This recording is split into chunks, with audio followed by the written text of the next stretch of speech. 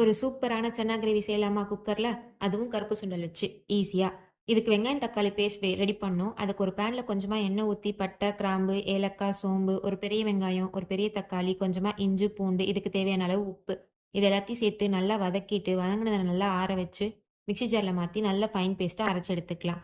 இப்ப ஒரு குக்கர்ல கொஞ்சமா எண்ணெய் ஊத்தி, பட்டை, ஏலக்காய், பிரியாணி இலை, ஃபைனா சாப் பண்ணி வச்சிருக்க ஒரு பெரிய வெங்காயம். இது கண்ணாடி பதம் வர வரைக்கும் வதக்கிட்டு, இது கூடவே பச்சை மிளகாய், கொஞ்சமா கருவேப்பிலை தழை இதையும் சேர்த்து நல்லா கலந்து விட்டுட்டு, இப்ப அரைச்சு வச்சிருக்க வெங்காயம், தக்காளி பேஸ்ட் அது கூடவே கொஞ்சமா தண்ணி சேர்த்து எல்லாத்தையும் நல்லா கலந்துட்டு, கிரேவிக்கு தேவையான மசாலா, மஞ்சள் தூள், மிளகாய் தூள், தனியாத்தூள் இதையும் சேர்த்து நல்லா கலந்து விட்டுட்டு, ஒரு கொதி வந்த உடனே ஊற வச்சிருக்க கொண்டைக்கடலையும் சேர்த்து நல்லா கலந்து விட்டுட்டு, கிரேவிக்கு தேவையான அளவு தண்ணி, உப்பு சேர்த்து அத நல்லா கலந்துட்டு, கொஞ்சமா கொத்தமல்லி தழை தூவி, குக்கர மூடி போட்டு 7, 8 விசில் விட்டு எடுத்தோம்னா, சூப்பரான சன்னா கிரேவி ரெடி.